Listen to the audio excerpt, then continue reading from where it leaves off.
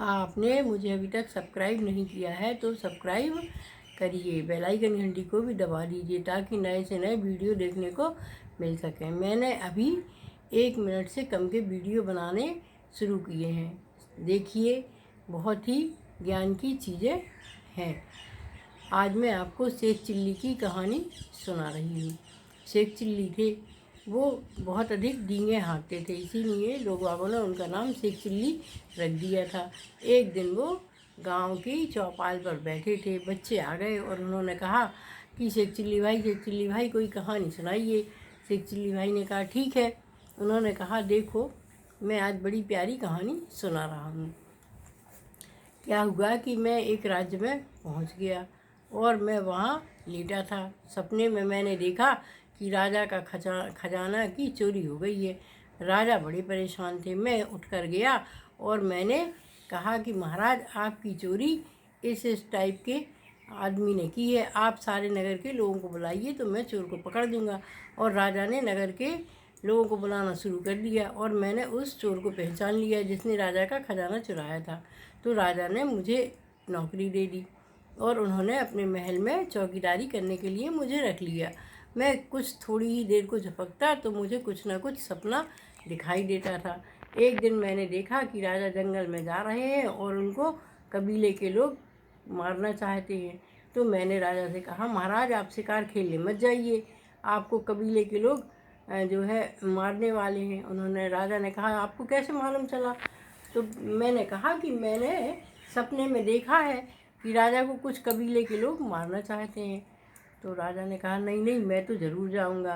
तभी अचानक राजा की तलवार राजा के हाथ से छूट गई और उनके हाथ में थोड़ा सा घाव हो गया। तो शेख चिल्ली ने देख लिया और कहा महाराज अब आप बच जाएंगे। तो राजा को बड़ा आश्चर्य हुआ और राजा शिकार के लिए चला गया। चलते चलते राजा के सारे सैनिक भटक गए और राजा एक जंगल में अकेला पड़ गया। उसको प्यास लग रही थी, अतः राजा पानी के लिए इधर उधर भटकने लगा। तभी उसने देखा कि कुछ जंगली लोग उसके तरफ आ रहे हैं और उन्होंने राजा को पकड़ लिया। राजा ने कहा मैं राजा हूँ, पर उन्होंने कुछ नहीं सुना और वो अपने सरदार के पास ले गए और सरदार ने कहा कि इसको अच्छे से नहा धुला के अच्छे से तैयार करो। उसको नहला धुलाकर अच्छे से तैयार किया गया। तभी क्या हुआ कि उसका सरदार ने देखा कि इसके हाथ में किसी चीज़ का घाव है। तो सरदार ने कहा इसको आदरपूर्वक छोड़ दो और वो लोग ले गए और जंगल से बाहर राजा को छोड़ दिया। राजा आए तो बितऊ से बड़े खुश हुए।